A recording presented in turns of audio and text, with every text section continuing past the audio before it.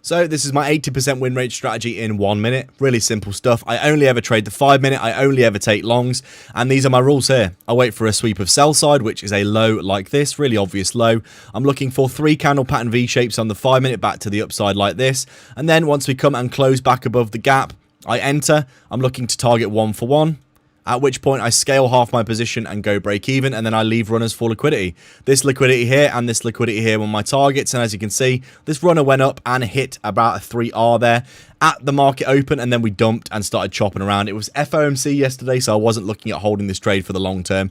But you can see here, this is my strategy. I do this every single day. I have alerts in my private Discord down below, and if you do want to get free giveaways, you can get them in the free Discord down below as well. Lucid accounts given away all the time. But this is my strategy. I do this every single day. The 5 minute, I only take longs. I wait for a sweep of sell side, target buy side. And this is all I do. As always, thanks for watching. Like, subscribe, leave a comment, and I'll catch you in the next one. Cheers.